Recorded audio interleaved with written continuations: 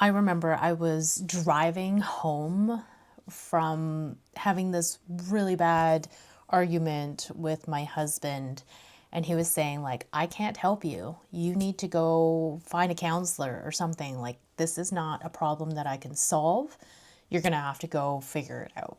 It was like an 8.5 hour drive to my hometown, and I was pretty much in sobbing, but also shock the whole time, wondering where I had gone wrong. What had actually happened was that my worthiness from getting married and going on our honeymoon had come up. I actually had very little self-worth. I didn't believe that I was allowed to be happy. I was allowed to have my dream partner and do the things that I love. And this dream, future life that I had was meant for me, that I was deserving enough of it. Having 8.5 hours to drive home and think about all the things that I've done wrong was absolutely excruciating. I got home, I had my tail tucked between my legs, and I was like, I don't know how I'm going to approach this. So I'm like, all right, I guess I'm going to have to sign up for some counseling. They put me in a CBT homework and in a peer support group. I went through all the motions, and I still kind of felt a little bit dead inside, to be honest. And it was really hard for me to figure out what I was supposed to do next. I kept telling myself, if you do the work, if you show up for the group meetings, and if you practiced and did the worksheets, that things would just magically become better.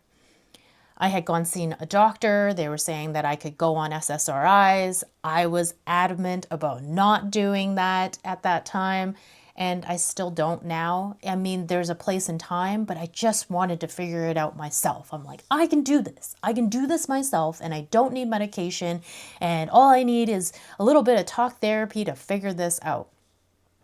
It didn't work the way that I wanted to. I just kept saying, it's okay, I'll figure it out one day at a time. I'll push on through. It's going to be okay. And I kept saying that over and over again to myself, like a broken record. But I didn't know what was going to be okay. Like, it was such a vague statement, and almost like one of those random platitudes when people are like, oh, it's okay, you're getting a divorce. Or, oh, it's okay, somebody passed away in your life. Is it okay? No, not really. You're sitting in this dark night of the soul, in the depths of this unbreaking of your entire universe. It's just shattering, like it's going into this black hole. And I was like, what the F is happening? Why can't I fix myself? Why can't I do something better? Why am I this human? And it was just such a heartbreaking moment for me to realize, like, I was so self-deprecating. I had all of this anxiety, all of this depression, and I was such a tearful person. I started self-isolating and using more substances and smoking a ton of weed, and it was not a good fit for who I wanted to become, who I envisioned myself to be.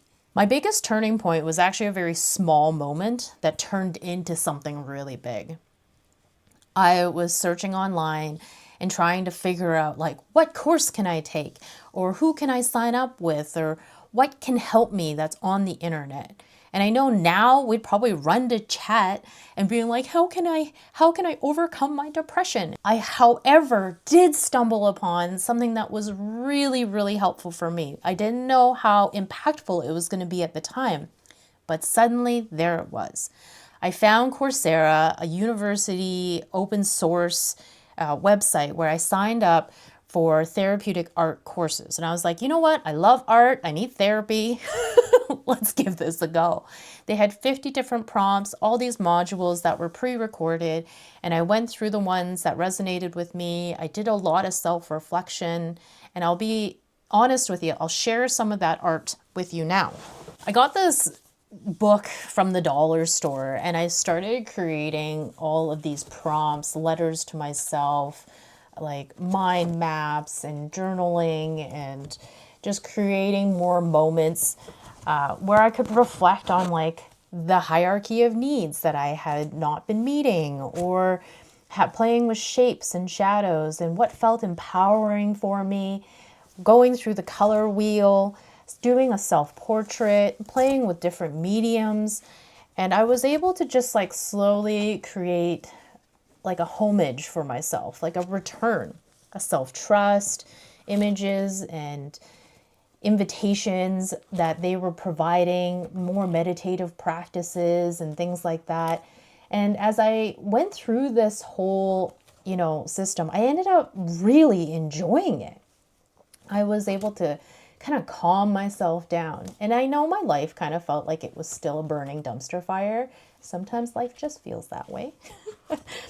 And as I kept moving through these motions, I signed up for another course and bought a book. And I kept moving towards this creative process. The more that I did it, the more I felt better about my life, about things that I did and the stuff that I was creating. And it was okay to just play and be messy and be really weird about it. And as I went through these motions, I was like, okay, all right, I'm having a dialogue with my inner self. I'm starting to create spaces. I really like this one, where I could define where I was at in my life. And it was so important for me to attune to this version of myself. I called it realignment, the becoming, the dark night of the soul. And I started finding more spiritual processes through art, through sound, through music. I love playing music and I love listening to music. And I know a lot of us can connect with music in a different way. It has a soul to it, and art has soul to it. Self-expression and creation, the soul within myself. I was able to start unlearning these narratives, seeing these patterns that I would have. And I became confident enough to reconcile my relationship with my husband, who I have now been married to for 9 years this year. We've been together for 10 years, a whole freaking decade. And so I've been using this practice of self-expression, shifting into safety, playing with art, doing the actual creative craft, and then coming back home to myself and reflecting, was it good for me? Did it serve me? What was the best part? What was most fun? Do I want to scrap it and recycle it?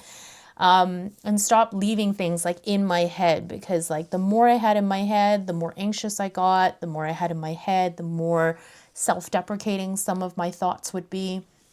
And it just wasn't good for anybody.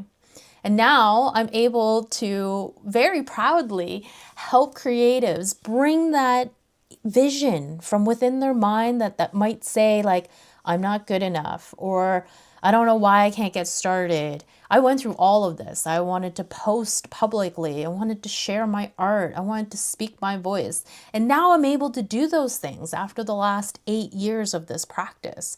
And I'm starting to hone in all of this. I want to help creatives bring their spark to life. And this is the thing that I resonate most with. This is where I get to create in my zone of genius. So if any of this resonated, drop a little fire emoji. I'll reach out. Feel free to join my free school community, like and subscribe, or drop a fire emoji to learn more.